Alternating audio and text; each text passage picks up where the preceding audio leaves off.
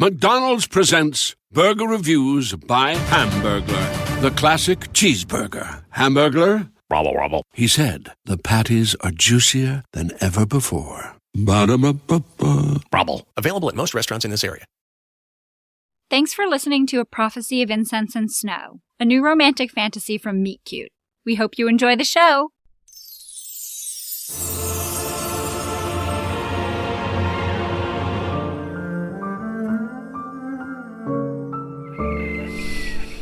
His scent woke me. The smell of incense and snow had filled the room as if he was standing over me. Praxus? Atla. Was he here? In the castle? Walker, still asleep, turned on his back, exposing his chest. Last night felt like a dream.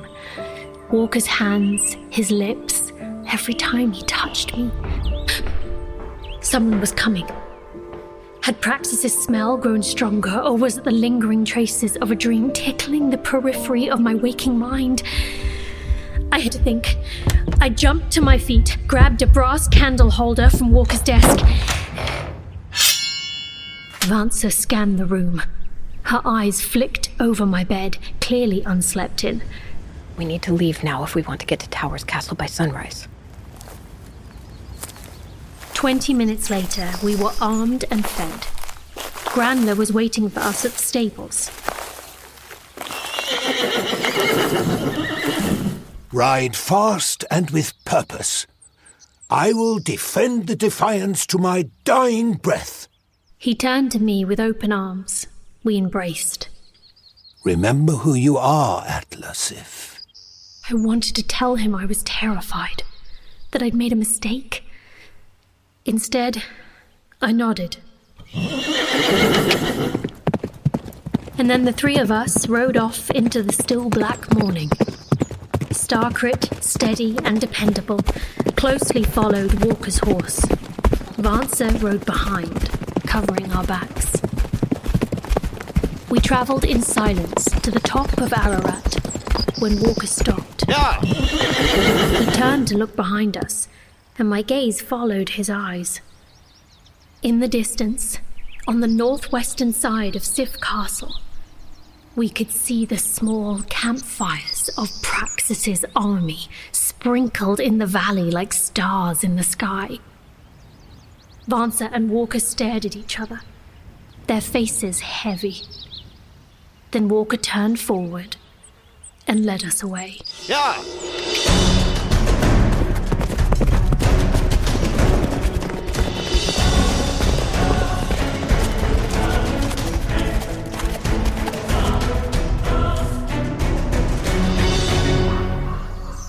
We're here.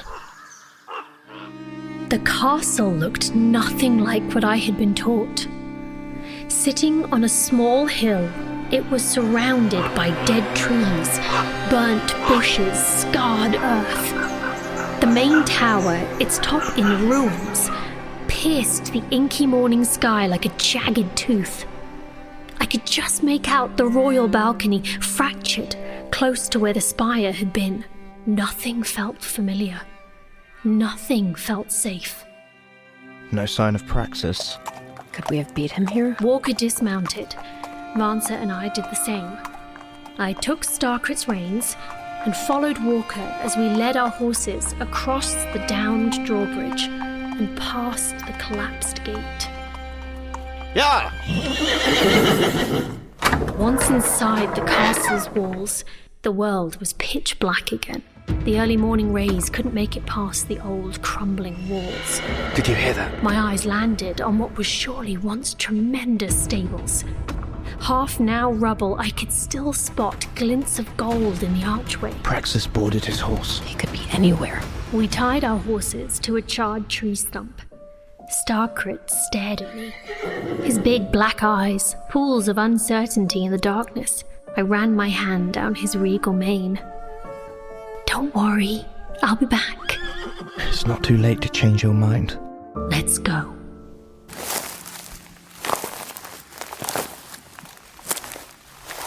We walked in silence, weapons drawn. My heart hammered in my chest. On the steps of the palace, Walker looked back at us once more and then nodded. We entered Towers Castle. We stood in the main hall, letting our eyes adjust to the shadows. Our plan was simple. We would check everywhere.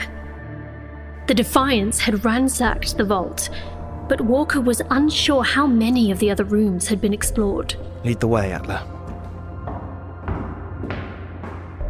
I turned towards the east wing, where Praxus's bedroom was located, and swallowed hard.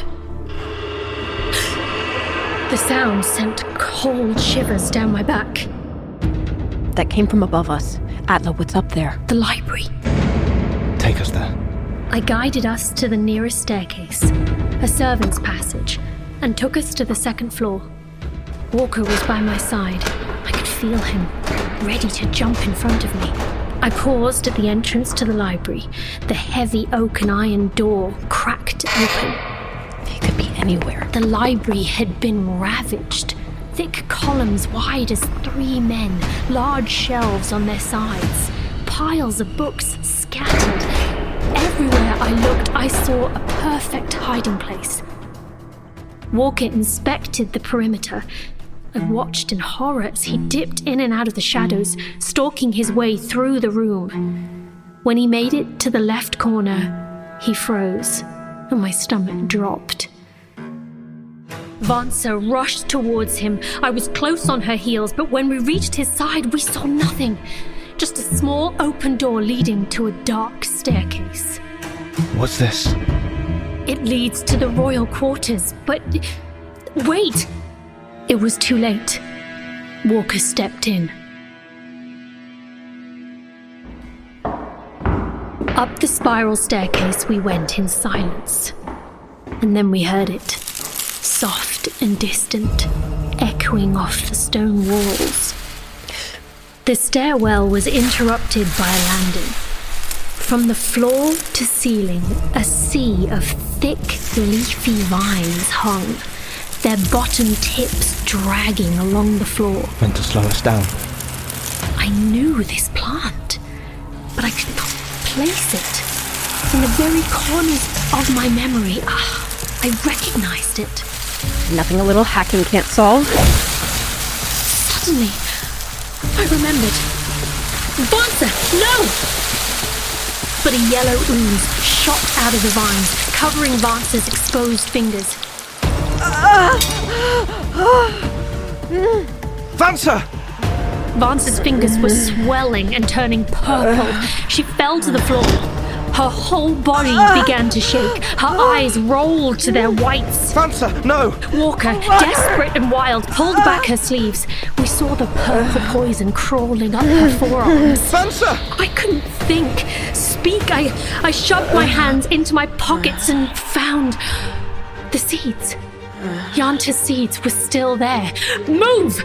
I shoved them into my mouth and started grinding them in my teeth. The bits turned into a thick paste.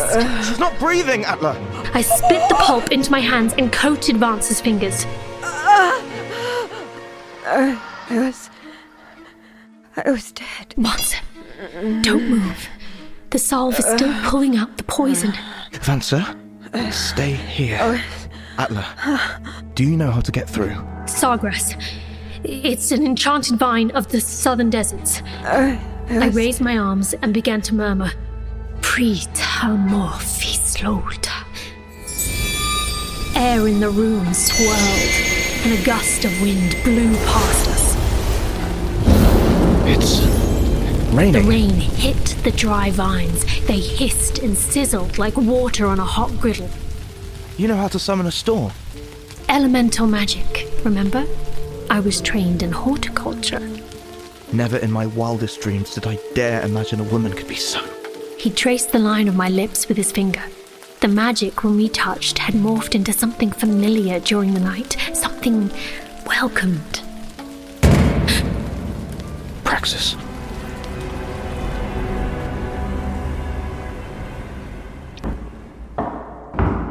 We went higher into the tower. Finally, We reached the foyer of the royal quarters, its door blown off. Soft music played, and a wall torch illuminated a strange wall of silver sparkles separating us from the royal quarters. A trap. We walked closer to the twinkling, our eyes adjusting, A sea of swords. moving in a whirl. Walker began to murmur charms under his breath. I watched the strange metal shimmers move through the room, never once hitting into each other, constantly swirling, rhythmic to the music. Walker! Walker! They're dancing the waltz of Admar. It's an ancient formation. Well, how do we get through? We have to dance across the room. I don't know how. Walker scanned the floor and picked up a small rock that was lying there. He threw the pebble into the moving horde before us. A sword moved with the speed and venom of a king cobra, slicing through the piece of gravel before it could even touch the ground. That's one misstep. There's no time to teach you. I have to keep going. Atla, He pulled me into his arms and brought his lips to my ear. stop him and come back to me. Walker, Now, Atla! Before it's too late! I sprung from his arms and rushed towards the dancing knives. I didn't breathe. My feet followed every step, every turn. I reached the end of the room, collapsed, panting, and then I smelled him again. Atla.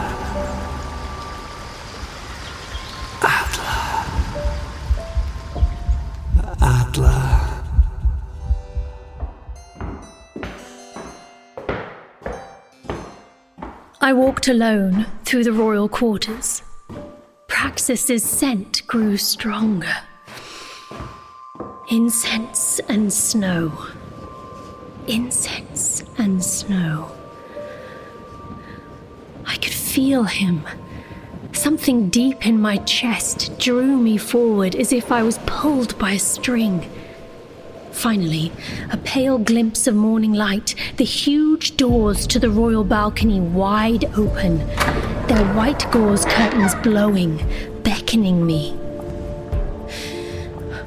I tightened the grip on my sword's hilt, and then walked out onto the stone platform.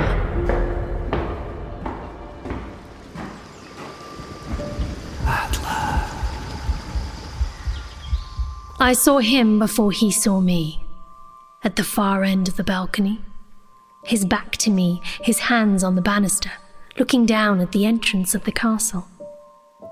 Then his whole body became alert. He straightened. Atla. He turned to me. Praxus. Exactly as he'd always been. Tall, slim, with jet black hair and brilliant blue eyes. My Atla. I couldn't look away from him. His high cheekbones, square jaw, his power radiating off of him. It was intoxicating. I was pulled to him. You came. I was worried. He looked tortured and started to move towards me. Atla. I couldn't speak.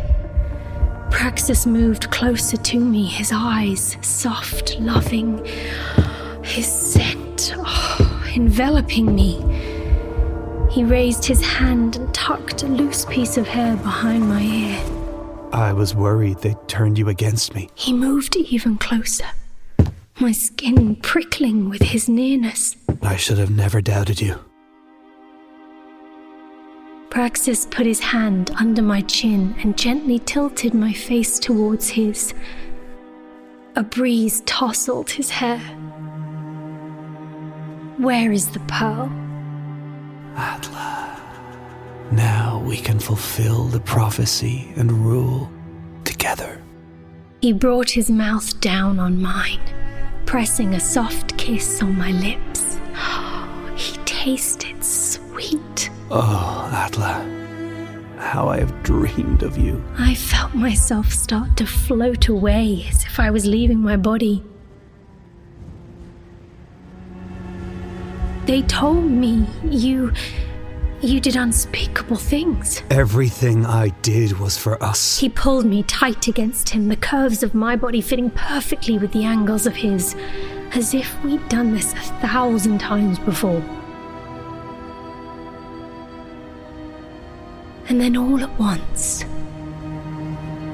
I knew he was the one. It had always been him. I opened my mouth to speak the words, but something on the edge of my consciousness caught my attention, a glimmer of gold, sunlight on a tan face. We'll rule the realm together, as we are meant to. One king, one queen. The haze began to lift. Blurry images floated past, and then I saw him in my mind's eye. Walker. Granda Totia. I was too quick. Before Praxus could grab his sword, I stopped him with the freezing charm. With only seconds, I plunged my sword into his stomach. You traitorous witch! Stand more, Scotty! I shot across the balcony, slamming against the railing behind me. I knew you'd be brainwashed by that filth. He started towards me, his face contorted in hate. All the beauty I had seen earlier vanished. Now there was just ugliness, pure evil. Stala Smakta! All of the air was sucked from my lungs. I grabbed my neck, desperate for breath. You know, I saw glimpses of you. How you yearned for that territory trash. My vision was dark. I opened and closed my mouth like a fish out of water. He waved his hand and my throat opened. I choked. With a flick of his wrist and a small murmur, he had me on my feet. My body, not my own, floating towards him. Or maybe... He grabbed my face, forcing me to look him in the eyes. Maybe I should enjoy the promise of my wedding night first. Then I saw a flicker of movement behind him. My heart stopped. Praxus whipped around to face Walker, just as I reached for the handle of Praxus's own sword in his sheath. Scum! Before I could think, before I could second-guess myself, I pulled out Praxus's sword and impaled him from behind.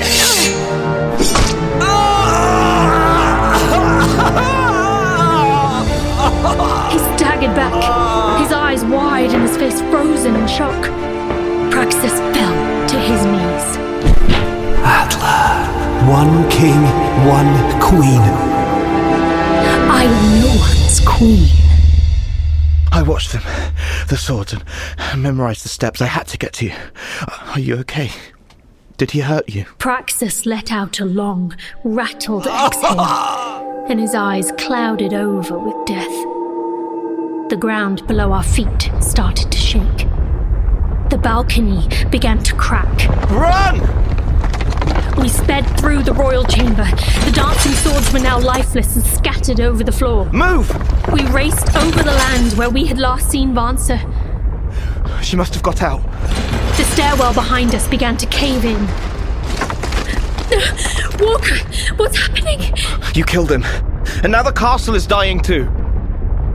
Atla, run!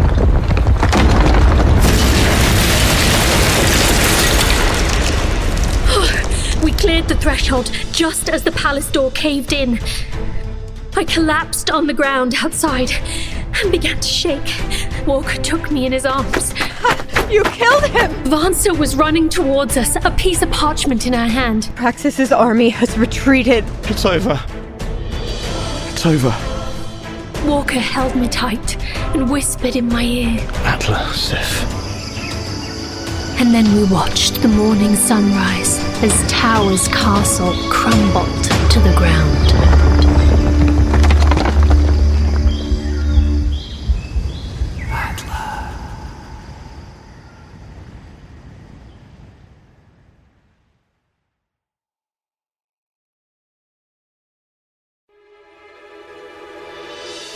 Thanks for listening to A Prophecy of Incense and Snow. Looking for more great stories? Remember to hit the follow button on Spellbound.